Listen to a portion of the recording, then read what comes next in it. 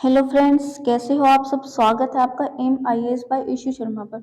दोस्तों, आज जो हमारी क्लास रहने वाली है वो हमारी क्लास रहेगी आर्थिक सामाजिक विकास यानी कि इकोनॉमिक्स। और ये मैंने पूर्वालोकन की बुक ली है और पूर्वालोकन में जितने भी क्वेश्चंस दिए हुए हैं टॉपिक वाइज, एक क्वेश्चन से अगर 200 क्वेश्चन है तो मैंने 200 के 200 क्वेश्चंस को क्लास में इंक्लूड किया है। एक एक टॉपिक में अगर 50 क्वेश्चन है तो मैंने 50 को इंक्लूड किया। मैंने किसी भी टॉपिक से किसी भी क्वेश्चन को जो स्किप नहीं किया है। इसलिए अगर आप चाहते हैं कंटिन्यू ये सीरीज रहे तो आप मेरे चैनल को सब्सक्राइब कीजिए, लाइक कीजिए और शेयर कीजिए। चलिए, और जो हमारी क्लास है आज इकोनॉमिक्स की फर्स्ट ही क्लास मेरे चैनल पर, फर्स्ट ही क्लास है, फर्स्ट ही टॉपिक है, ठीक है। तो ऐसे ही हम टॉपिक वाइज करते रहेंगे और आज हमारा फर्स्ट टॉपिक के साथ हम शुरुआत करते हैं क्लास की। और हमारा टॉपिक क्या है? आर्थिक विकास यानी भारतीय अर्थव्यवस्था का स्वरूप। हम जो है बेसिक से करने वाले हैं। पहले थोड़ी सी थ्योरी करेंगे और फिर बाद में MCQs रिवीजन करेंगे। तो ये देख लीजिए, थोड़ी सी थ्योरी है उसको हम पढ़ लेते हैं, बाद में जो फटाफट से हम MCQs की रिवीजन करते हैं। चलिए नोट्स में आ जाइए। ये रहा। अंग्रेजों से पहले पूर्व भारतीय अर्थव्यवस्था की प्रकृति ग्रामीण था, अविकसित थी। गांव एक पृथक इकाई थी, था व्यवसाय वंशानुगत था। वंशानुगत आप समझते ही होंगे कि जैसे मतलब पीढ़ी दर पीढ़ी चला आ रहा था एक ही व्यवसाय, ठीक है। यहाँ का प्रमुख व्यवसाय कृषि था, लेकिन उद्योग के क्षेत्र में भी यह उन्नत था। भारत द्वारा उत्पादित रेशमी व सूती वस्त्र विश्व में उत्तम क्वालिटी के माने जाते थे। यहाँ संगमरमर का कार्य, नक्काशी का कार्य, सोने चांदी के आभूषण व पत्थर व तराशी का कार्य बहुत ही उत्तम किस्म का होता था। इनका निर्यात किया जाता था। निर्यात की वस्तु में नील, अफीम व मसाले भी शामिल थे। तो ये तो बेसिक से क्वेश्चन है। यानी अंग्रेजों ने भारत पर न केवल राज्य किया बल्कि इसको एक उपनिवेश बना दिया। उपनिवेश का अर्थ क्या होता है कि इस देश को किसी प्रकार की राजनीतिक स्वतंत्रता प्राप्त नहीं थी, क्योंकि हम तो अंग्रेजों के अधीन थे उस टाइम पे। तो उसकी आर्थिक गतिविधियां पर उनका सीधा नियंत्रण था। आर्थिक गतिविधियों, इंडिया की गतिविधियों पर, ये सब ब्रिटेन का था। भारत पर 1757 ईस्वी से 1858 ईस्वी तक ईस्ट इंडिया कंपनी ने था। इसके बाद 1858 से 1947 तक ब्रिटिश सरकार ने शासन किया था। स्वतंत्रता प्राप्ति के पश्चात भारतीय अर्थव्यवस्था पिछड़ी, अल्प विकसित, गतिहीन व सुस्त अर्थव्यवस्था रही है। स्वतंत्रता के पश्चात, और अगर स्वतंत्रता से पहले देखा जाए तो हमारे देश की जितनी अर्थव्यवस्था मजबूत थी, सुदृढ़ थी, इतनी किसी भी देश की नहीं थी। सबसे ज्यादा नंबर फर्स्ट पे, वर्ल्ड में नंबर फर्स्ट पे हमारी अर्थव्यवस्था थी। लेकिन अंग्रेजों ने क्या है, इसको इतना वो बना दिया, अल्प विकसित कर दिया, पिछड़ी अर्थव्यवस्था बना दिया, गतिहीन बना दिया था इसको। तो स्वतंत्रता के बाद जो हमारी अर्थव्यवस्था के हालात थे बहुत ही खराब थे। किसी भी देश का विकास उस देश की कृषि एवं उद्योग पर आधारित होता है। कृषि के लिए शक्ति, साख, परिवहन आदि चाहिए। तो उद्योगों के लिए मशीनरी चाहिए, विपणन सुविधा, परिवहन, संदेश वाहन आदि ये सब हमें चाहिए होते हैं। यदि कोई देश तेजी से विकास करना चाहता है तो उसे इस आधारभूत ढांचे में निम्नलिखित क्षेत्रों पर विशेष ध्यान देना चाहिए। क्या क्या चाहिए उसके लिए? शक्ति, कोयला, ईंधन, तेल, सौर ऊर्जा, वायु इत्यादि। परिवहन, इसमें रेल, सड़कें, पोत, वायु परिवहन, ये सब थे। तो हमारे देश में इन चीजों का विकास हुआ नहीं था। संदेश वाहक, डाकघर तार, टेलीफोन, रेडियो, बेतार का तार आदि, बैंक, वित्त व बीमा, ऐसे ही कुछ और जो है इंस्ट्रूमेंट दिए हुए हैं। जैसे अगर कुछ सामाजिक मद भी होती है, जैसे कि शिक्षा, स्वास्थ्य आदि को बढ़ाना पड़ेगा। स्वतंत्रता के समय उपयुक्त सभी आधारभूत ढांचे की कमी थी, यानी इन सभी कमी थी स्वतंत्रता से पहले। ये स्वतंत्रता के समय भारतीय अर्थव्यवस्था ब्रिटेन की कॉलोनी का रूप ले चुकी थी। कृषि उत्पादन में कमी थी, किसान गरीब थे, कृषि उत्पादकता विश्व में सबसे कम थी। संगठित उद्योग थोड़े थे लेकिन बड़े शहरों में केंद्रित थे, जैसे मुंबई, दिल्ली, कोलकाता, चेन्नई, है ना। यद्यपि भारतीय अर्थव्यवस्था का एक पहलू उसके अल्पविकसित स्वरूप का बोध कराता है, किंतु नियोजन काल की अवधि में भारतीय अर्थव्यवस्था के स्वरूप में कुछ मूलभूत परिवर्तन हुए हैं, जिनके आधार पर भारतीय अर्थव्यवस्था का विकासोन्मुख कहा जाता है। स्वतंत्रता प्राप्ति के पश्चात भारत में आर्थिक नियोजन को विकास का आधार बनाया गया।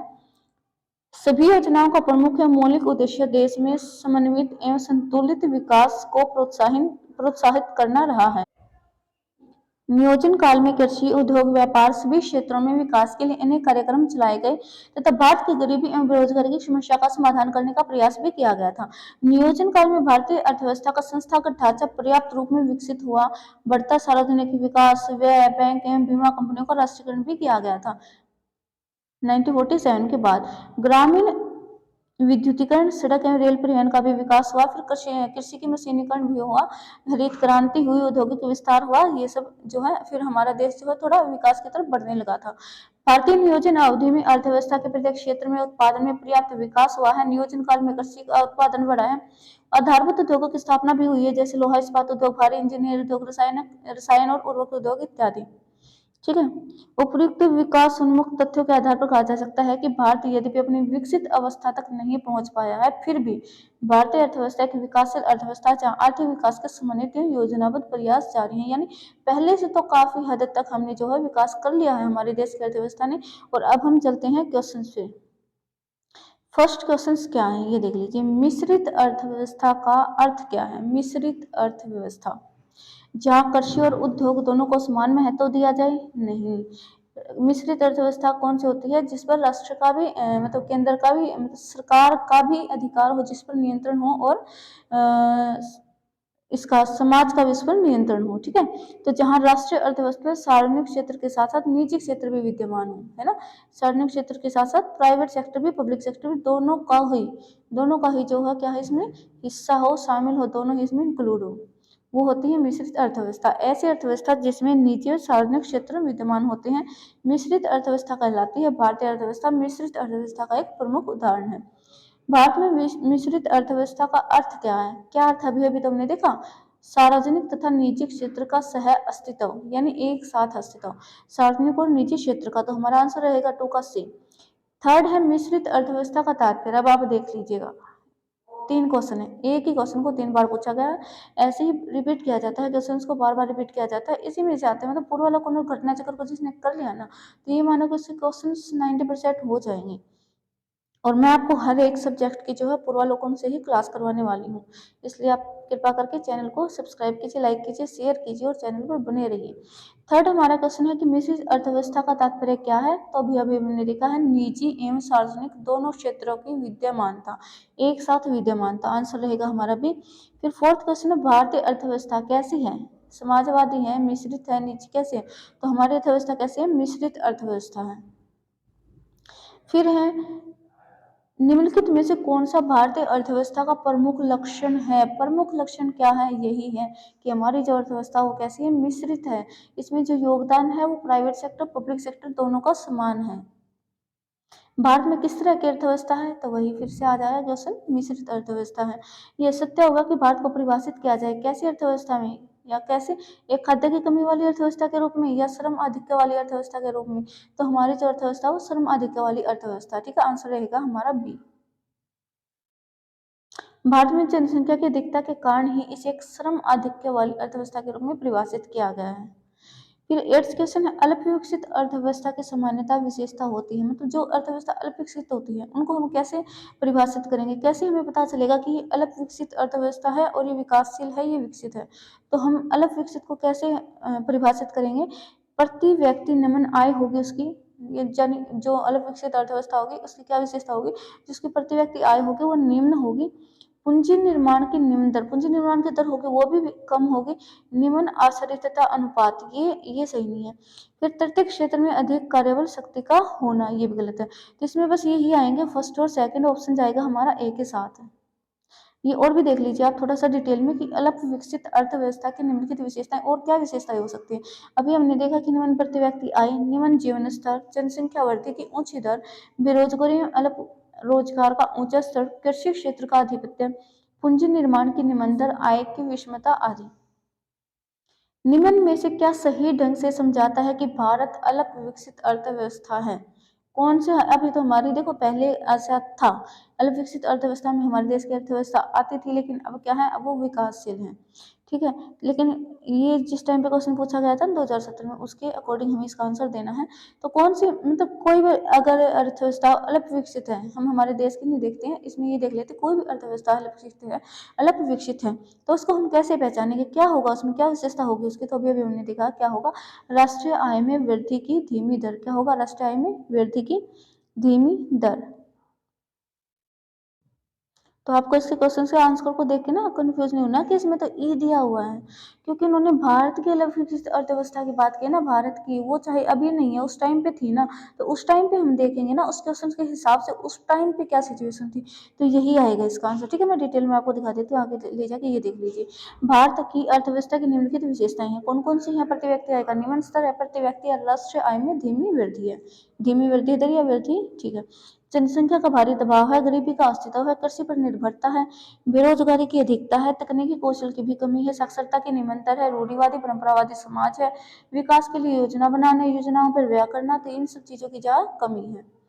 10th हमारा क्वेश्चन है, निम्न में से कौन सी विशेषताएं भारतीय अर्थव्यवस्था को विकासशील श्रेणी में दर्शाती हैं। वही बात आ गया कि अब हमारा जो हमारी अर्थव्यवस्था भारत की वो कैसी है, विकासशील है। तो इसमें कौन सी विशेषता जो ये बताती है कि भारत की अर्थव्यवस्था जो है विकासशील है।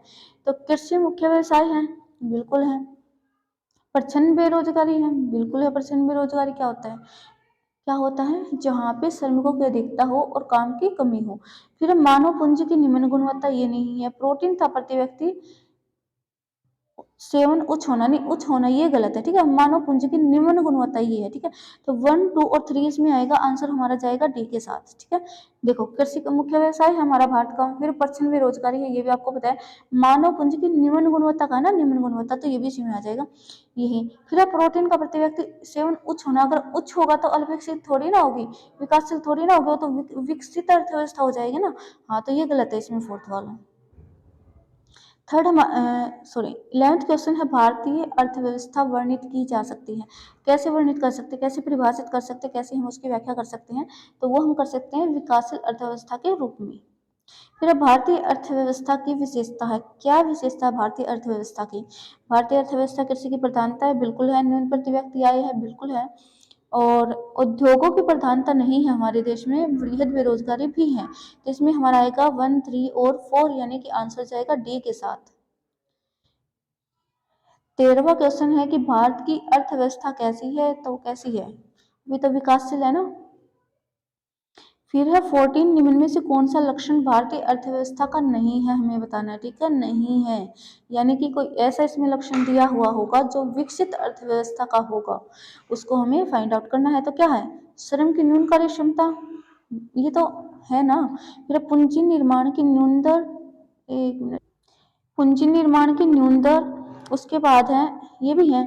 फिर प्रति व्यक्ति कम आय, ये भी है। प्राकृतिक संसाधनों की कमी, ये हमारे देश में बिल्कुल नहीं, प्रचुर मात्रा में पाए जाते हैं हमारे देश में प्राकृतिक सोर्स, यानी कि नेचुरल सोर्सेस। तो हमारा आंसर आ जाएगा डी। 15 क्वेश्चन है, देश की वृद्धि में निम्न में से कौन सा अनार्थिक तत्व है। अनार्थिक तत्व जिसमें हमें पैसे वेस्ट नहीं करने पड़ते, कौन से हैं, सामाजिक व्यवहार, है ना, बिल्कुल। अनार्थिक तत्व इसमें आ जाएगा हमारा सामाजिक व्यवहार, ठीक है। प्राकृतिक संसाधन, ये सब आर्थिक तत्व हैं। शक्ति संसाधन, पूंजी संसाधन क्या है, आर्थिक तत्व है। ये देख लीजिए, आर्थिक विकास के निर्धारित तत्व, एक तो आर्थिक तत्व होते हैं, एक अनार्थिक तत्व होते हैं। तो देखिए आर्थिक तत्व कौन कौन से होते हैं, प्राकृतिक संसाधन हो गए, श्रम शक्ति हो गई, जनसंख्या हो गई, पूंजी निर्माण हो गया, तकनीक तथा नवाचार, पूंजी उत्पाद अनुपात और संगठन, ये सब किस में आते हैं, आर्थिक तत्वों में आते हैं। अनार्थिक तत्वों की हम बात करें तो सामाजिक घटक घटक हो गया, धार्मिक घटक हो गया, राजनीतिक घटक, अंतरराष्ट्रीय घटक व वैज्ञानिक घटक, ठीक है। नेक्स्ट हमारा क्वेश्चन है, निम्न में से कौन आर्थिक सुधारों के द्वितीय प्रजनन यानी जनरेशन में सरकार द्वारा चिन्हित किए गए हैं, उसका भाग नहीं है, हमें देखना है। तेल के क्षेत्र में सुधार किए गए हैं, तो सार्वजनिक क्षेत्र में सुधार किए गए हैं, न्यायिक प्रणाली में सुधार नहीं किए गए हैं, शासकीय और सार्वजनिक संस्थाओं के सुधार। तो इसमें हमारा आंसर आ जाएगा सी, उपयुक्त में से न्यायिक प्रणाली सुधार को छोड़कर बाकी सभी विकल्प सरकार द्वारा चिन्हित किए गए इकोनॉमिक रिफॉर्म के भाग हैं, तय विकल्प सी अभिष्ट उत्तर है, यानी कि सही उत्तर है, ठीक है। नेक्स्ट हमारा क्वेश्चन है, विकास का भारतीय मॉडल किसके हितों की सुरक्षा करता है। भारतीय मॉडल, विकास का भारतीय मॉडल किसके हितों की सुरक्षा करता है, तो वह व्यक्ति और राज्य दोनों के हितों की सुरक्षा करता है। भारत में मिश्रित अर्थव्यवस्था के स्वरूप को अपनाया गया है। मिश्रित अर्थव्यवस्था के तहत सार्वजनिक एवं निजी, पब्लिक और प्राइवेट दोनों क्षेत्रों को देश की विकास कार्यक्रम में भागीदारी होती है। सार्वजनिक क्षेत्र का प्रशासन जहां राज्य करता है, वहीं निजी क्षेत्र का प्रशासन व्यक्ति के हाथ में होता है। इस प्रकार विकास का भारतीय मॉडल राज्य एवं व्यक्ति दोनों के हितों की रक्षा करता है, इसलिए विकल्प हमारा सी सही है। ये था हमारा एक फर्स्ट टॉपिक जो आपने बेसिक से पढ़ा है, किसका, ये क्या था हमारा भारतीय अर्थव्यवस्था के रूप में, भारतीय अर्थव्यवस्था के स्वरूप को जाना हमने, ठीक है। अब हम देखते हैं कि राष्ट्रीय आय क्या है। राष्ट्रीय आय जीएनपी, एनएनपी, जीडीपी, ये सब हम देखेंगे। अब हम आ जाते हैं अब राष्ट्रीय आय पर। देखिए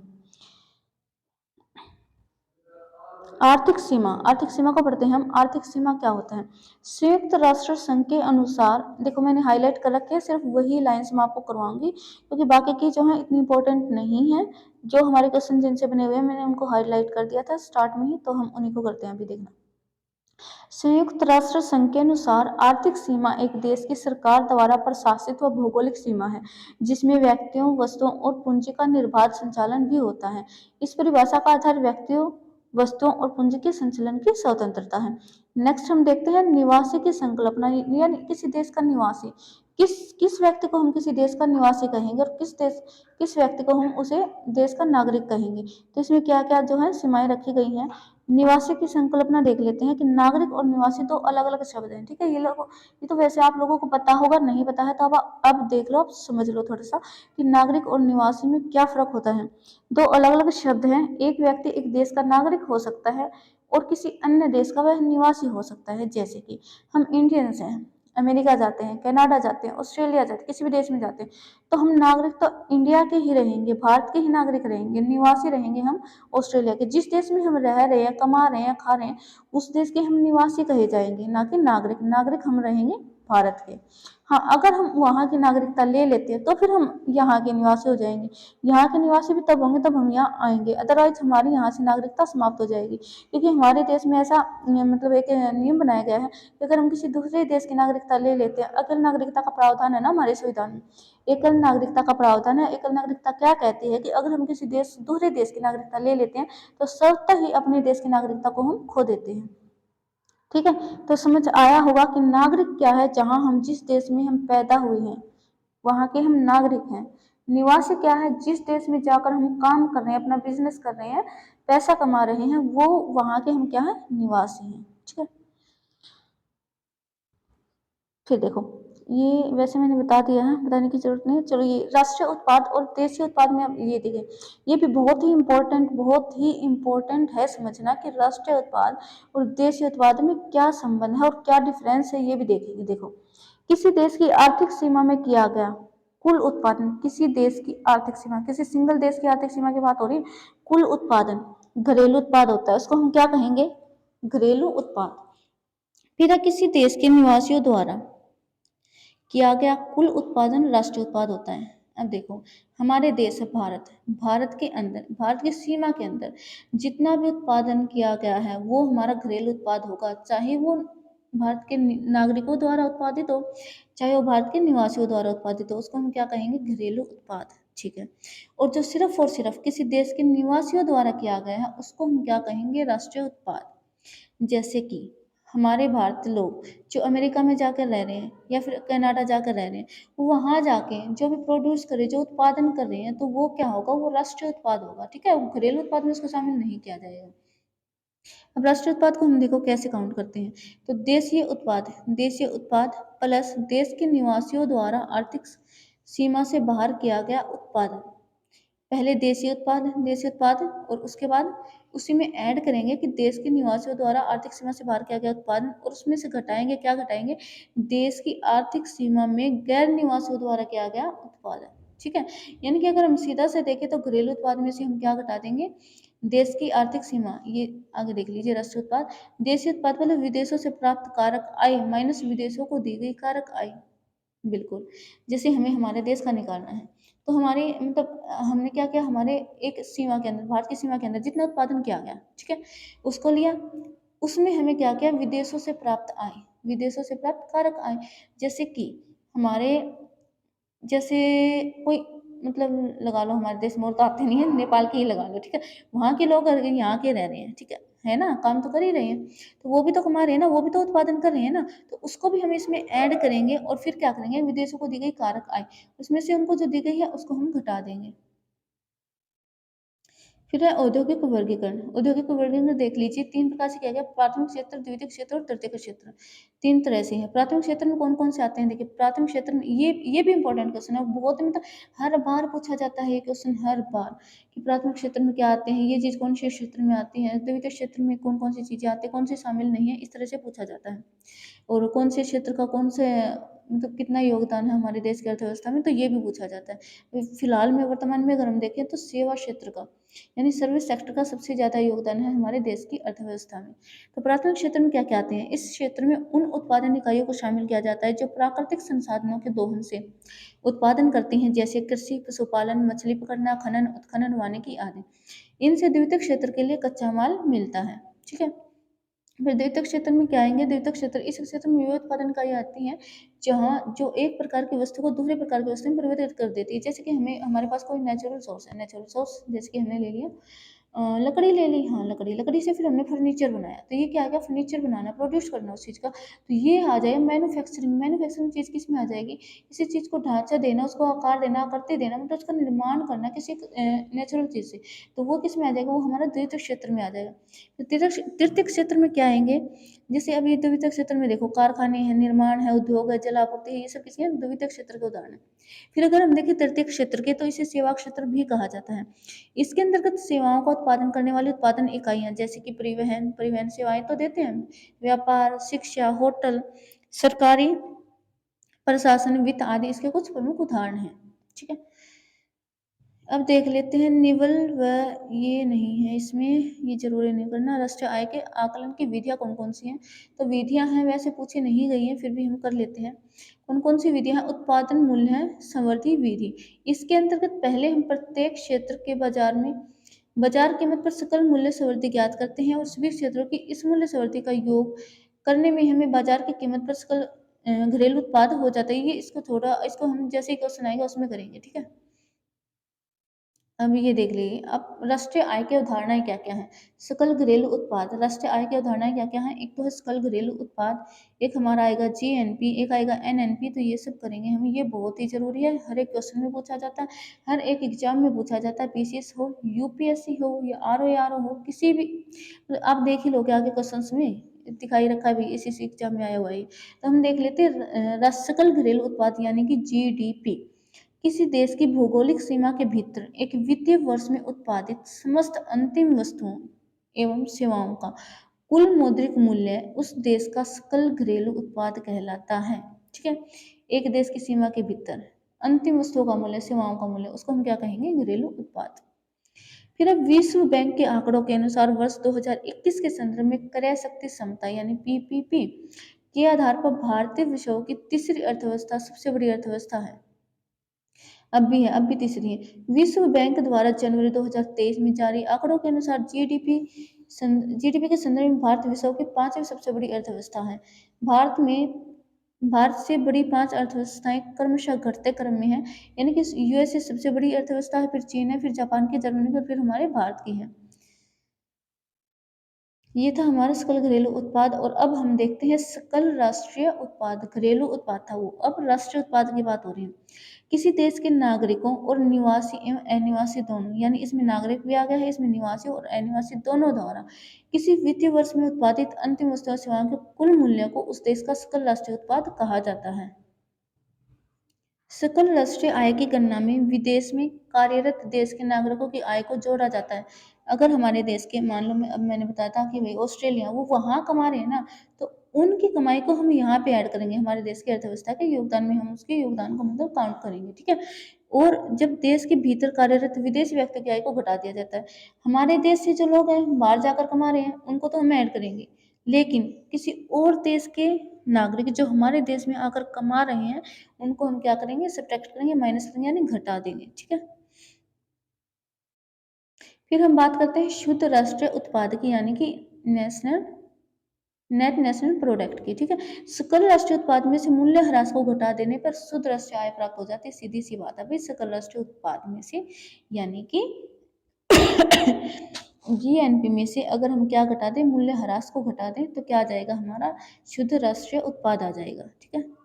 अब हम चलते हैं क्वेश्चन आंसर पर, और फर्स्ट क्वेश्चन है आपका इसी के साथ, पद राष्ट्रीय आय निरूपित करता है। पद राष्ट्रीय आय क्या निरूपित करती है? बाजार कीमतों पर सकल राष्ट्रीय उत्पाद, मूल्य ह्रास घटाकर, बिल्कुल नहीं, तो अभी अभी हमने देखा क्या था, ये तो एनएनपी था हमारा। फिर अब बाजार कीमतों पर सकल राष्ट्रीय उत्पाद, मूल्य ह्रास घटाकर, विदेशों से प्राप्त निवल कारक आय को जोड़कर, नहीं, बाजार कीमतों पर सकल राष्ट्रीय उत्पाद मूल्यह्रास और अप्रत्यक्ष करों को घटाकर सब्सिडी को जोड़कर हम क्या करते हैं, अंतरराष्ट्रीय आय को निकाल सकते हैं। ठीक है, तो आंसर हमारा रहेगा सी। IAS प्री 2001 में पूछा हुआ ये क्वेश्चन है। नेक्स्ट हमारा क्वेश्चन है राष्ट्रीय आय। राष्ट्रीय आय क्या है? बाजार मूल्य पर निवल राष्ट्रीय उत्पाद है या फिर साधन लागत पर निवल राष्ट्रीय उत्पाद है, तो ये हमारी साधन लागत पर निवल राष्ट्रीय उत्पाद है। ठीक है, नेक्स्ट हमारा क्वेश्चन है बाजार मूल्यों पर शुद्ध राष्ट्रीय उत्पाद क्या है? बाजार मूल्यों पर अगर शुद्ध राष्ट्रीय उत्पाद है तो ये किसकी डेफिनेशन, किसको कैसे निकालेंगे हम इसको? तो इसको हम निकालेंगे बाजार मूल्यों पर सकल राष्ट्रीय उत्पाद माइनस मूल्यह्रास। ठीक है, इसमें से घटा देंगे मूल्यह्रास को। ठीक है, बाजार मूल्यों पर अगर हमें शुद्ध राष्ट्रीय उत्पाद को निकालना है तो हम क्या करेंगे, बाजार मूल्यों पर सकल राष्ट्रीय उत्पाद में से मूल्यह्रास को घटा देंगे। फिर निम्न में से कौन सा कथन सही है? सही है बताना। ठीक है, तो NNP इज इक्वल, NNP को कैसे निकालते हैं? GNP माइनस घिसावट है? बिल्कुल नहीं। ऐसे तो हम क्या निकालते हैं, क्या निकालते हैं? GNP निकालते हैं ना। फिर है नहीं नहीं नहीं नहीं नहीं, हाँ हाँ हाँ, सही है ये, सही है सही है। NNP GNP माइनस घिसावट, बिल्कुल बिल्कुल बिल्कुल बिल्कुल सही है, सही है सही, सही है, ये ऐसे ही आएगा। ठीक है, फिर NNP हम कैसे निकालें, और कैसे निकाल सकते हैं? एक और तरीका इसका हो सकता है कि GDP प्लस विदेशों से प्राप्त आय माइनस घिसावट हुआ है, तो ये दोनों के दोनों हमारे सही हैं। ये देख लीजिए, हाँ सही है। ठीक है, किसी की किसी दी हुई अवधि के लिए एक देश की राष्ट्रीय आय, किसी दी गई अवधि के लिए एक देश की राष्ट्रीय आय नागरिकों द्वारा उत्पादित वस्तु और सेवाओं के मूल्य के बराबर होगी? नहीं, बराबर नहीं होगी। कुल उपभोग और निवेश व्यय के योग के बराबर होगी? नहीं, ये होगी उत्पादित अंतिम वस्तुओं और सेवाओं के मौद्रिक मूल्य के बराबर। ठीक है, तो यही भी IAS परी 2013 में पूछा हुआ क्वेश्चन है, आंसर हमारा रहेगा डी। और नेक्स्ट क्वेश्चन पे चलते हैं कि एक खुली हुई अर्थव्यवस्था में अर्थव्यवस्था की राष्ट्रीय आय वाई है।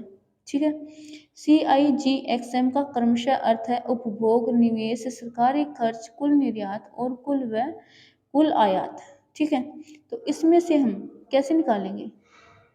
अगर हमें निकालना है क्या, राष्ट्रीय आय, वाई का मतलब राष्ट्रीय आय है ना, वाई निकालना है हमें, तो वाई कैसे निकालेंगे हम? बताइए कैसे निकालेंगे? उपभोग दिया हुआ है, निवेश दिया हुआ है, सरकारी खर्च, कुल निर्यात और आयात दिए हुए हैं, तो हम कैसे निकालते हैं इन चीजों को, अभी देखते हैं। देखो, अगर हमें राष्ट्रीय आय निकालनी है तो हम कैसे निकालेंगे? उपभोग, निवेश और सरकारी व्यय और कुल निर्यात, इनको हम क्या करेंगे, ऐड करेंगे, और उसमें से हम क्या घटाते हैं, कुल आयात घटाते हैं। तो अगर हम देखें तो CIGX इनको हम ऐड करेंगे और फिर इसमें से हम क्या करेंगे, यानी X माइनस M करेंगे, यानी कि हम क्या करेंगे, कुल निर्यात में से कुल आयात को घटा देंगे। ठीक है, तो आंसर हमारा रहेगा सी। नेक्स्ट क्वेश्चन है निम्न में से कौन सी एक सकल घरेलू उत्पाद यानी GDP गणना करने की विधि नहीं है? 3 विधियां हैं लेकिन एक विधि में से नहीं है, तो कौन सी विधि नहीं है? ये उत्पादन विधि होता है, आय विधि, व्यय विधि, ये तो तीनों विधियां हैं, तो है कौन सी नहीं? इसमें से ह्रासमान लागत विधि, ये कोई विधि नहीं है सकल घरेलू उत्पाद निकालने की। ठीक है, नेक्स्ट क्वेश्चन पे चलते हैं। निवल राष्ट्रीय उत्पाद, निवल राष्ट्रीय उत्पाद यानी कि NNP एवं सकल राष्ट्रीय उत्पाद क्या है, देख लेते हैं कैसे निकाला जाएगा। राष्ट्रीय उत्पाद का मूल्य मापन और भिन्न भिन्न, देखो इसमें से ना, मतलब फॉर्मूला तो इसका दिया हुआ ही नहीं है, इसमें से अगर हम आंसर निकालने की कोशिश करेंगे तो हमारा, हम कह सकते हैं कि ये दोनों भिन्न भिन्न हैं। एक तरीके से तो निकाल ही नहीं सकते ना दोनों को, क्योंकि अलग अलग निकालना पड़ेगा। NNP अलग निकलेगा और GNP अलग अलग निकलेगा, और एक एक आंसर में तो हम इसका उत्तर दे ही नहीं सकते हैं। तो हम ऐसा कह सकते हैं कि राष्ट्रीय उत्पाद का मूल्य मापन और इसका जो है भिन्न भिन्न है। ठीक है नेक्स्ट हमारा क्वेश्चन है भारत में राष्ट्रीय आय की गणना में एक समस्या, क्या समस्या भारत के राष्ट्रीय आय की गणना में? तो ये जो समस्या है, असंगठित क्षेत्र हैं, अनरजिस्टर्ड एरियाज हैं, अनरजिस्टर्ड सेक्टर्स हैं। ठीक है, क्यों? क्योंकि इनमें इनसे हम अच्छे से फिर गणना नहीं कर पाते ना राष्ट्रीय आय की, कैसे गणना करेंगे? क्योंकि कुछ मतलब सेक्टर तो ऐसे हैं जिनको मतलब रजिस्टर्ड ही नहीं है, तो सरकार को कैसे पता चलेगा इस नाम से भी कोई सेक्टर, उसकी इनकम इतनी इतनी है, उसमें इतना प्रोड्यूसर हो रहा है, इतने उत्पादन हो रहा है, तो इन सब की हम गणना नहीं कर सकते। सबसे बड़ी समस्या यही है, तो ये इसमें मतलब इसकी गणना नहीं की जा सकती है, गणना करने में समस्या आने वाली चीज़ है ये। फिर अगर हम देखें निम्नलिखित कथनों को पढ़िए तथा सही विकल्प को चुनिए। कथन एक दिया गया है कि शुद्ध घरेलू उत्पाद हम निकालते हैं सकल घरेलू उत्पाद प्लस मूल्यह्रास, नहीं प्लस नहीं आएगा, माइनस आएगा। फिर अब प्रति व्यक्ति आय निकालते हैं शुद्ध घरेलू उत्पाद या राष्ट्र की कुल जनसंख्या, नहीं, शुद्ध घरेलू उत्पाद और राष्ट्र ना, ये नहीं आएगा। फिर है विश्व की अर्थव्यवस्थाओं की तुलना करनी है तो शुद्ध घरेलू उत्पाद, ये तीनों के तीनों इसमें गलती दिए गए हैं, ठीक है, कौन सा भी इसमें सही नहीं है, बिल्कुल नहीं, तीनों गलत है। ये देख लिए, ये में से कोई भी सही नहीं है। यदि एक दी हुई समयावधि में कीमतें तथा मौद्रिक आय दोनों दोगुनी हो जाएं तो वास्तविक आय क्या होगी? वो क्या होगी? दोगुनी होगी, आधी रह जाएगी या अपरिवर्तित रहेगी? तो वो अपरिवर्तित रहेगी, उस चीज पे कोई फर्क नहीं पड़ेगा, ठीक है, क्योंकि दोनों ही चीजें दोगुनी हो रही है ना, तो सेम ही रहेंगी। फिर नेक्स्ट हमारा क्वेश्चन है, सैद्धांतिक रूप से यदि आर्थिक विकास की कल्पना की जाती है सैद्धांतिक रूप से, तो इनमें से किस एक को साधारणतः ध्यान में नहीं रखा जाए? हम किस एक चीज को, जो तत्व को छोड़ सकते हैं जिसको हम ध्यान में नहीं रखेंगे, जरूरी नहीं है, तो वो हमारा होगा विश्व बैंक से वित्तीय सहायता में वृद्धि। अगर हमने किसी विश्व बैंक से वित्तीय सहायता ली है, उसमें कितनी वृद्धि हुई, इस चीज को हम नहीं देखेंगे, ठीक है, इसको ध्यान में नहीं रखा जाता है।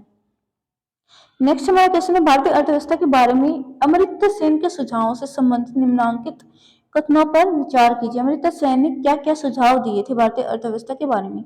इसे वस्तु उन्मुख होना चाहिए, ऐसा सुझाव उन्होंने नहीं दिया था। इसे जन उन्मुख होना चाहिए, ये बिल्कुल, ये उनका सुझाव था कि भारतीय अर्थव्यवस्था को क्या होना चाहिए, जन उन्मुख होना चाहिए।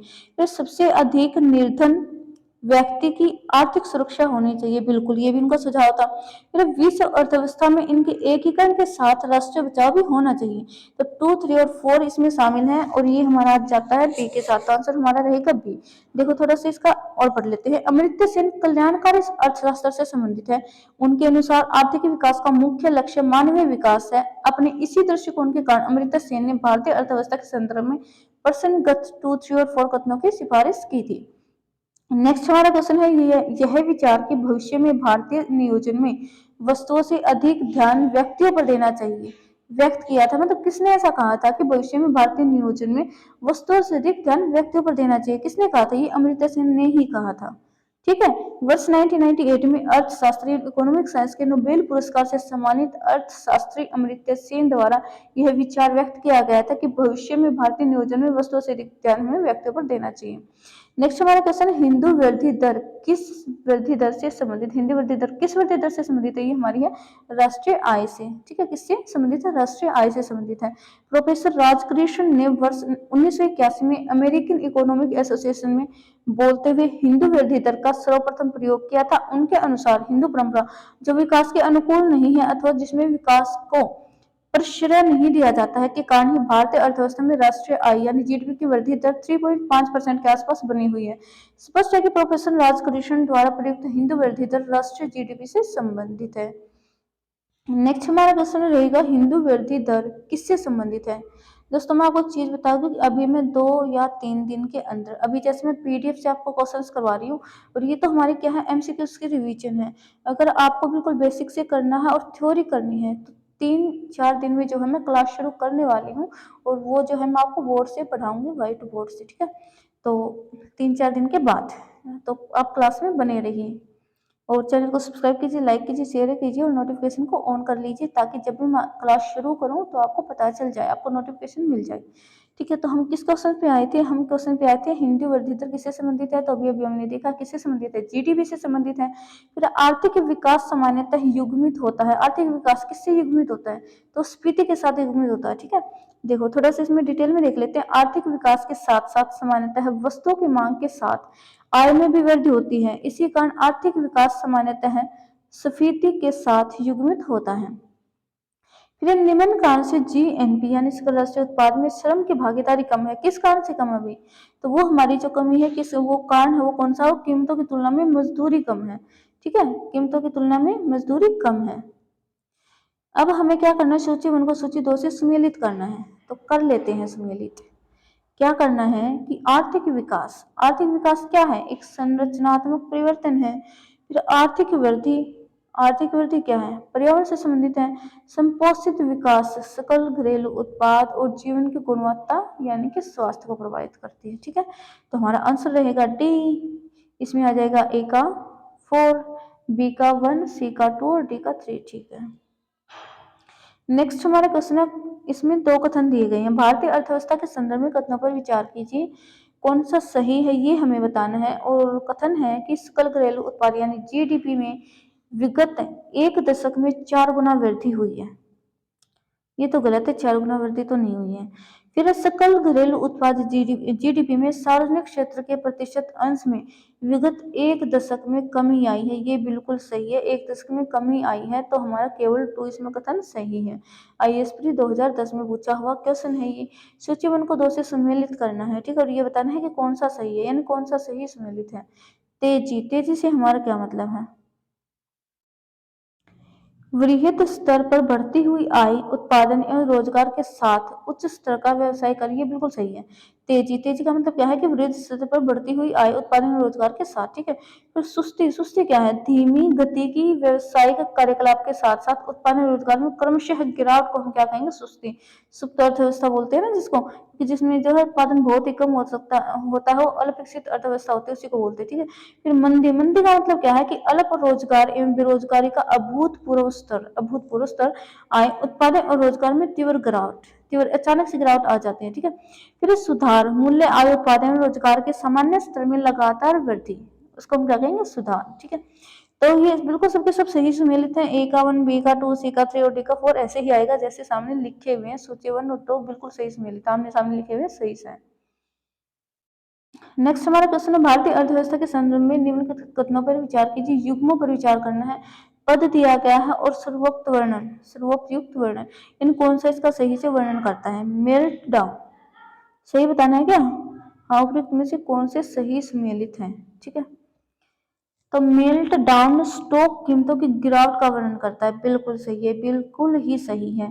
फिर मंदी यानी रिसेशन, संवर्धित दर की गिरावट, संवर्धित दर की थोड़ी ना करेगा, वो कीमतों की दर की करेगा।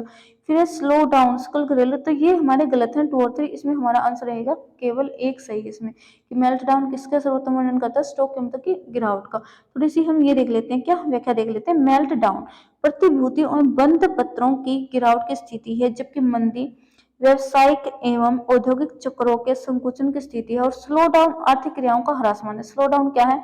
आर्थिक क्रियाओं का ह्रासमान है। और मंदी क्या है? व्यवसायिक और औद्योगिक चक्रों के संकुचन की स्थिति है। मंदी व्यवसायिक एवं औद्योगिक चक्रों के संकुचन की स्थिति है, इसको आपको ध्यान में रखना है। फिर हमारा नेक्स्ट क्वेश्चन है 23, कथन और कारण दिया गया है। कथन है कि भारतीय आर्थिक नीति के अंदर और बाहर दोनों ओर से अधिकाधिक आलोचना हो रही है। भारतीय आर्थिक नीति की अंदर और बाहर दोनों तरफ से क्या आलोचना हो रही है? क्यों? क्योंकि आलोचना अधिकांशतः आदर्शों के भेदों पर आधारित है। आलोचना क्या हो? आदर्शों के भेदों पर आधारित है। तो वर्णन तो हमें करता हुआ दिखाई दे रहा है ना? वर्णन सही तो करा इसका, कि जो आलोचना और दोनों तरफ से हो रही है, क्यों हो रही है? क्योंकि आदर्शों के भेदों पर आधारित है, इसलिए हो रही है। तो कथन और कांड दोनों के दोनों सही हैं, और स्पष्टीकरण भी इसका सही है, ठीक है। तो आंसर हमारा रहेगा ए, कि ए और आर दोनों सही है, आर ए का स्पष्टीकरण भी करता है। नेक्स्ट हमारा क्वेश्चन है 24, 1991 में नई आर्थिक नीति में अपनाई गई मुख्य रणनीति क्या थी? तो क्या थी? उदारीकरण, वैश्वीकरण, निजीकरण, इन सभी को अपनाया गया था 1991 में। नेक्स्ट हमारा क्वेश्चन है, भारत में आर्थिक उदारीकरण, इकोनॉमिक लिबरलाइजेशन शुरू हुआ था। इकोनॉमिक लिबरलाइजेशन कब शुरू हुआ था? तो ये हमारे शुरू हुआ था औद्योगिक लाइसेंस नीति में वास्तविक बदलाव के साथ, यानी 1991 में ही शुरू हुआ था, ठीक है। भारत में अपनाई गई नई आर्थिक नीति के 2 घटक, स्थिरीकरण और संरचनात्मक समायोजन के विषय में निम्नलिखित में से कौन सा कथन सही है? नई आर्थिक नीति के 2 घटक कौन कौन से हैं? स्थिरीकरण और संरचनात्मक समायोजन। तो इसके विषय में कौन सा कथन सही है बताना है। तो हमारा ये जो कथन है, संरचनात्मक समायोजन क्रमिक बहुपद प्रक्रम है, जबकि स्थिरीकरण त्वरित अनुकूलित प्रक्रम है।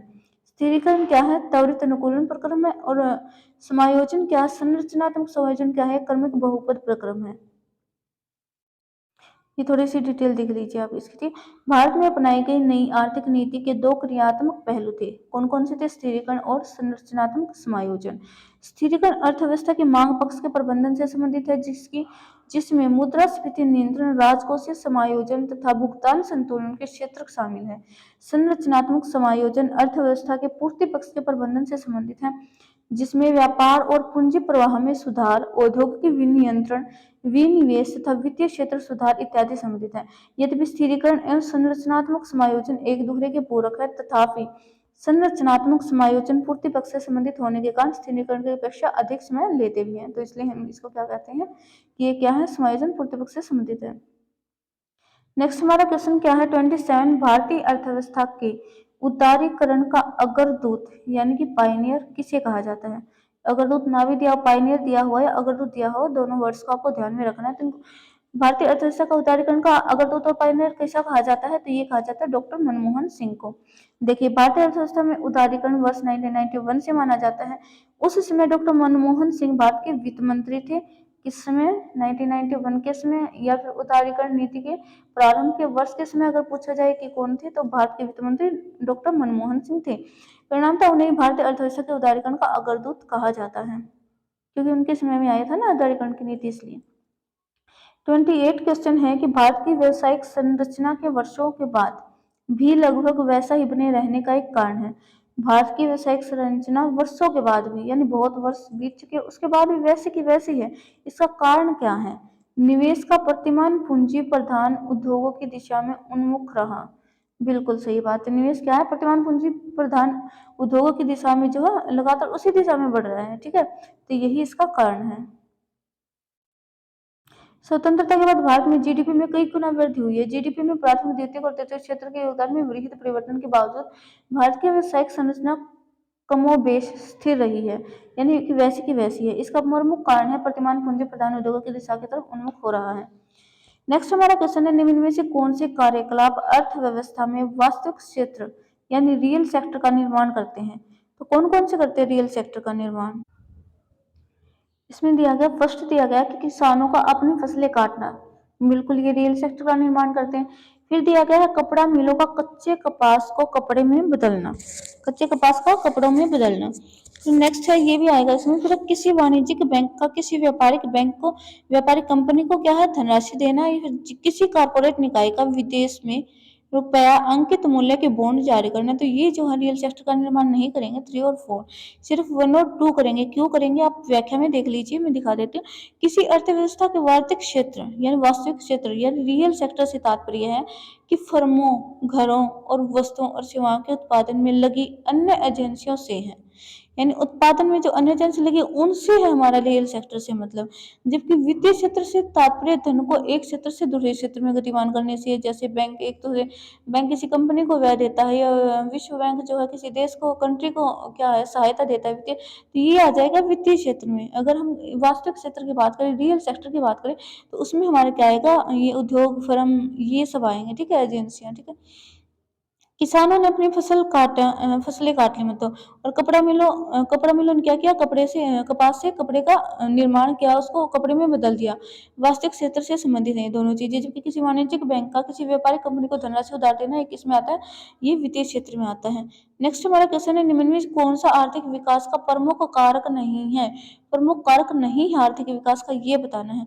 तो पूंजी का संचय और तकनीकी सुधार, ये आर्थिक विकास का कारण है, क्योंकि अगर पूंजी का संचय होगा, तकनीकी सुधार होगा, तकनीकी सुधार होगा तो अर्थव्यवस्था भी जो है गतिशील होगी, मतलब विकास की ओर उन्मुख होगी। फिर जनसंख्या में परिवर्तन, जनसंख्या अगर कम हो जाती है, जनसंख्या पर अगर कंट्रोल कर लिया जाता है, तो ये भी आर्थिक विकास होगा इससे।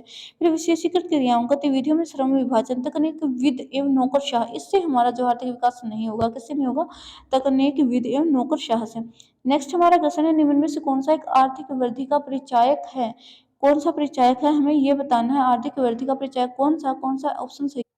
फर्स्ट दिया गया है, वर्ष के दौरान स्थिर कीमतों पर राष्ट्रीय आय में वृद्धि। वर्ष के दौरान स्थिर कीमतों पर राष्ट्रीय आय में वृद्धि, ये तो आर्थिक विकास वृद्धि कहाँ हुई, स्थिर कीमत थी ना, तो वृद्धि तो हुई नहीं इसमें। फिर वास्तविक प्रति व्यक्ति आय में सुस्थिर वृद्धि, प्रति व्यक्ति आय में सुस्थिर वृद्धि, बिल्कुल हाँ। मान लो कोई प्रति व्यक्ति आय वो जैसी है वैसी, मतलब उसमें वृद्धि होती जा रही है, प्रति व्यक्ति आय में मान लो अभी किसी व्यक्ति की जो प्रति व्यक्ति है उसमें कंटिन्यू वृद्धि हो रही है, तो उसको ये क्या है, आर्थिक विकास का एक रीजन है, कारण है, या हम कह सकते हैं एक तत्व है। ठीक है, फिर नेक्स्ट क्वेश्चन है, आर्थिक विकास का सबसे अच्छा सूचकांक किसके द्वारा प्रदान किया जा सकता है? आर्थिक विकास का सबसे अच्छा सूचकांक किसके द्वारा प्रदान किया जाएगा? मौजूदा कीमतों पर राष्ट्रीय आय में वृद्धि से नहीं, प्रति वर्ष प्रति व्यक्ति आय में वृद्धि से, बिल्कुल प्रति वर्ष प्रति व्यक्ति आय में वृद्धि से हम क्या कर सकते हैं, आर्थिक विकास का सूचकांक। नेक्स्ट हमारा क्वेश्चन है, किसी देश की आर्थिक वृद्धि की सर्वाधिक उपयुक्त माप क्या है? किसी देश की आर्थिक वृद्धि को हम किस माप से माप सकते हैं? तो ये हमारा आएगा प्रति व्यक्ति उत्पाद, किससे, प्रति व्यक्ति उत्पाद से। नेक्स्ट है, किसी देश में जीवन स्तर पर प्रतिबंधित होता है, किसी देश में जीवन स्तर प्रतिबंधित होता है, तो वो होगा प्रति व्यक्ति आय से। प्रति व्यक्ति आय से प्रतिबंधित होगा किसी देश में जीवन स्तर, कि उस देश में प्रति व्यक्ति आय कितनी। नेक्स्ट हमारा क्वेश्चन है, निरपेक्ष तथा प्रति व्यक्ति वास्तविक जीएनपी की वृद्धि आर्थिक विकास की ऊंची दर का संकेत नहीं करती है यदि औद्योगिक उत्पादन कृषि उत्पादन के साथ साथ बढ़ने में विफल रह जाता है। तो वो करेगी इसकी वृद्धि का। कृषि उत्पादन औद्योगिक उत्पादन के साथ साथ बढ़ने में विफल रह जाता है, सेम ही हो गया। फिर निर्धनता और बेरोजगारी में अगर वृद्धि है तो ये हाँ बिल्कुल, ये आर्थिक विकास की ऊंची दर का संकेत नहीं करेगी। ठीक है। नेक्स्ट हमारा क्वेश्चन है कि वर्तमान मूल्यों पर प्रति व्यक्ति आय की वृद्धि दर स्थिर मूल्य पर प्रति व्यक्ति आय की दर से अपेक्षाकृत अधिक है, क्योंकि स्थिर मूल्यों पर प्रति व्यक्ति आय की वृद्धि दर में ध्यान रखा जाता है। क्या ध्यान रखा जाता है? तो इसमें हम मूल्य स्तर की वृद्धि दर को ध्यान रखते हैं। किसको ध्यान में रखते हैं? मूल्य स्तर की वृद्धि दर को। नेक्स्ट हमारा क्वेश्चन है 1867 से 68 में भारत में प्रति व्यक्ति आय 20 रुपए थी। यह सर्वप्रथम किसने अभी निश्चित किया था? तो ये किसने किया था? अभी अभी अमर्त्य सेन ने किया था शायद।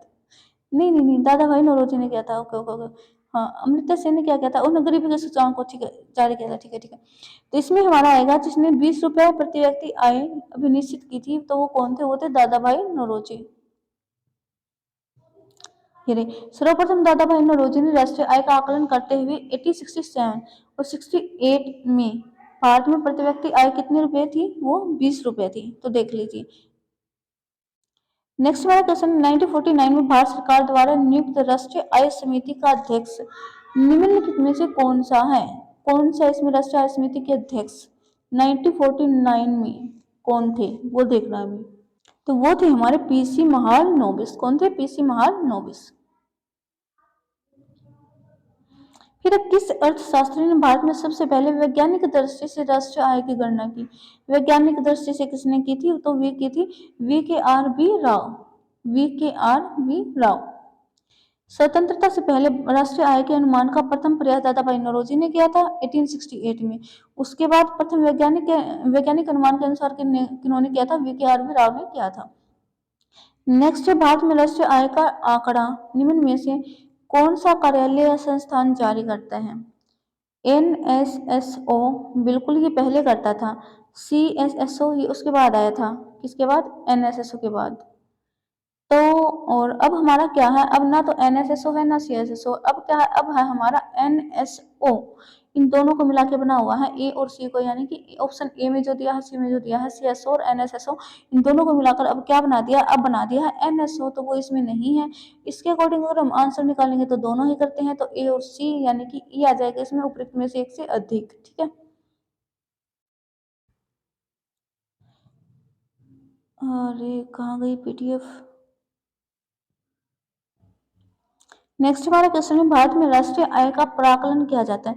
भारत में राष्ट्रीय आय की गणना कौन करता है? इसका प्राकलन कौन करता है? तो ये हमारा आंसर आएगा केंद्रीय सांख्यिकी संगठन। ठीक है। नेक्स्ट हमारा है, भारत की राष्ट्रीय आय कौन अनुमानित करता है? तो ये भी आएगा केंद्रीय सांख्यिकी संगठन। भारत में राष्ट्रीय आय की गणना निम्नलिखित में से किसके द्वारा की जाती है? फिर से वही आएगा केंद्रीय सांख्यिकी संगठन द्वारा। नेक्स्ट हमारा क्वेश्चन है, भारत में पूंजी निर्माण के आंकड़े एकत्रित करने का काम कौन करता है? तो वो करता है भारतीय रिजर्व बैंक और केंद्रीय सांख्यिकीय संगठन। नेक्स्ट क्वेश्चन है, राष्ट्रीय आय लेखांकन में आधार वर्ष का अर्थ। आधार वर्ष का क्या अर्थ है? तो ये अर्थ है कि जिस वर्ष की कीमतों का उपयोग वास्तविक जीडीपी की गणना के लिए किया जाता है। मान लो अभी हमने क्या निर्धारित की है? राष्ट्रीय आय को निर्धारित किया है, अब इसकी गणना की है, तो जिस वर्ष की कीमतों को हमने उपयोग में लिया है, जिसके आधार पर, जिस वर्ष की कीमतों को आधार बनाकर हमने जो है राष्ट्रीय आय का लेखांकन किया है, तो उसी को हम क्या कहेंगे? आधार वर्ष कहेंगे। भारत में हाल ही में राष्ट्रीय आय के माप में क्या बड़ा परिवर्तन आया है? तो आधार वर्ष व गणना विधि दोनों में बदलाव किया गया है, और अभी जो आधार वर्ष है वो किसको मान लिया गया है? 11 और 12 को मान लिया गया है। ठीक है। पहले क्या था? 2004 और 5 था। 2004 और 5 था, अब उसको 2004-5 को छोड़कर अब क्या मान लिया गया है? 11 और 12 को मान लिया गया है। और अब सलाह है कि 2017 और 18 को, ये अभी हुआ नहीं है, होगा तब आपको बताएंगे। अब नेक्स्ट क्वेश्चन है, नई जीडीपी आंकड़ों के आधार वर्ष 2004-5 के स्थान पर बदलकर कर दिए गए हैं। क्या कर दिए गए हैं? तो 11 और 12 कर दिए गए हैं। इस समय 2015 से यानी भारत के राष्ट्रीय आय के अनुमान हेतु निम्न में से कौन सा वर्ष आधार वर्ष के रूप में प्रयुक्त हो रहा है? तो ये तो है नहीं इसमें, अभी देख लेते हैं। तो ये हमारा आ जाएगा 2011 और 12। नेक्स्ट हमारा क्वेश्चन है, भारत में स्थिर मूल्यों पर सकल घरेलू उत्पाद के प्राकलन के लिए वर्तमान में आधार वर्ष है। वर्तमान में आधार वर्ष क्या है? वर्तमान में आधार वर्ष 1999 और 2002 है। और ये बात कब की? 2009 की हो रही है। अभी 2023-24 की बात नहीं हो रही। 2023-24 के लिए तो हम क्या कहेंगे? 2011 और 12 को ही मानेंगे। ये वर्तमान, इनका वर्तमान से मतलब है, तब ये क्वेश्चन पूछा गया। उस टाइम पे क्या था? वो 1999 और 2000 था। ठीक है। भारत में राष्ट्रीय आय के मापने का निम्न में से कौन सा आधार वर्ष है? तो कौन सा आधार वर्ष है? ये क्वेश्चन पूछा हुआ 2010 में। और 2010 में आधार वर्ष क्या था? वो था 2004 और 5। केंद्रीय सांख्यिकी संगठन द्वारा फरवरी 1999 में जारी की गई नई जीडीपी श्रृंखला निम्नलिखित में से किस एक वर्ष की आधार कीमत के संदर्भ में है? यानी वही कि आधार वर्ष कौन सा है? 2000, ये 1999 की बात हो रही है। 1999 में आधार वर्ष क्या था? तो उससे 5 साल पहले ले लीजिए आप। ठीक है। 1999 से तो वो हमारा आ जाएगा 1993 और 94। ठीक है। 5 साल पहले का ले लीजिएगा। फिर है, निम्नलिखित वक्तव्यों पर विचार कीजिए और नीचे दिए गए कोड से सही उत्तर चुनना है। कथन और कारण दिए गए हैं। कथन हमारा क्या है कि आर्थिक विकास के लिए एक बहुआयाम उपागम की आवश्यकता होती है। बिल्कुल सही है, बहुआयाम उपागम की आवश्यकता होती है। कारण क्या है कि वर्तमान भारत सरकार मुख्यतः सूक्ष्म आर्थिक विषयों पर ध्यान केंद्रित कर रही है। भाई ऐसा नहीं है, ऐसा सूक्ष्म आधार, ये देखो इसका कारण भी नहीं, इन्होंने कहा ना कि कारण, ये तो कथन था। और कारण कारण अगर हम देखें तो इसका कारण थोड़ी ना, इन्होंने कहा कि भूया उपागम की आवश्यकता होती है। क्यों होती है? तो ये इसका कारण नहीं है, तो ये गलत है। ठीक है। तो इसमें कथन सही है और कारण गलत है। फिर हम नेक्स्ट, भारत सरकार द्वारा मार्च 2021 में प्रसारित आंकड़ों के अनुसार, सॉरी 2021 नहीं 2011 है, प्रसारित आंकड़ों के अनुसार भारतीयों की प्रति व्यक्ति आय में वर्ष 2009-10 में 14.5% की वृद्धि हुई। प्रति व्यक्ति आय क्या है? निकटतम सैकड़ों में हमें बताना है। तो वो प्रति व्यक्ति आय क्या है? 40,500 रुपए है। नेक्स्ट क्वेश्चन है, वर्ष 2013-14 में भारत में प्रचलित कीमतों पर साधन लागत स्तर पर प्रति व्यक्ति विशुद्ध राष्ट्रीय आय क्या थी? 2013 और 14 में कहा गया है। तो इस टाइप के क्वेश्चन ना अब नहीं बनेंगे। क्यों नहीं बनेंगे? क्योंकि अब नए बजट के क्वेश्चन पूछे जाएंगे ना, इससे क्वेश्चन नहीं पूछे जाएंगे, तो इसको आप स्किप भी कर सकते हो। ये देख लीजिए 2015-16 में, क्योंकि उस टाइम पे ये देखो 2016 और 17 में आया हुआ क्वेश्चन है। तो इन्होंने क्या पूछा? 2015-16 का पूछा है। तो अब जो 2024 में एग्जाम होंगे वो भाई 21 के पूछ लेंगे, 22 के पूछ लेंगे, 23 के पूछ लेंगे, इतना पुराना नहीं पूछेगा कोई। फिर नेक्स्ट है कि 2010 और 11 में 4-5 के, ये भी स्किप कर दो इनको। ये बहुत पुराने हैं और ये पूछे जा सकते हैं कि वर्ष 1991 और 92 में भारत में प्रति व्यक्ति वार्षिक आय लगभग कितनी थी? तो कितनी थी? वो थी 7500 रुपए, यानी 7500 रुपए थी। ये देख लीजिए कितना किस दशक में वृद्धि हुई है। और 59 क्वेश्चन है, भारतीय अर्थव्यवस्था में किस वर्ष में सर्वाधिक समृद्धि दर प्राप्त की थी? सर्वाधिक समृद्धि दर किस वर्ष में प्राप्त हुई थी? तो ये हुई थी 2006 और 7 में। और ये हमारा लास्ट क्वेश्चन है 60 क्वेश्चन इस टॉपिक से। तो वो है कि भारतीय अर्थव्यवस्था के संदर्भ में निम्नलिखित कथनों पर विचार करना है कि विगत 5 वर्षों में सकल घरेलू उत्पाद की वृद्धि दर सतत रूप से बढ़ी है। सतत रूप से बढ़ी है, लगातार बढ़ी हुई है। बिल्कुल गलत है, क्योंकि लगातार बढ़ी नहीं है, कभी कम भी हुई है, गिरावट भी आई है, और कभी मतलब 70 में वृद्धि भी हुई है। तो लगातार बढ़ी है, ये गलत है। ठीक है। तो ये गलत हो जाएगा हमारा। फिर विगत 5 वर्षों में प्रति व्यक्ति आय की दर पर सतत रूप से बढ़ी है ना, ना तो बढ़ी है सतत रूप से और ना ही घटी है सतत रूप से, वो बढ़ी भी है और वो घटी भी है। तो दोनों के दोनों क्या है? इसमें गलत है। ठीक है। तो ये हमारा लास्ट क्वेश्चन था, और आप क्लास को जो है रिवाइज करते रहिए, और कल मैं दूसरी क्लास यानी दूसरे टॉपिक को क्लास लेके आऊंगी। जब तक आप चैनल को सब्सक्राइब कीजिए, लाइक कीजिए और शेयर कीजिए। Okay, thank you.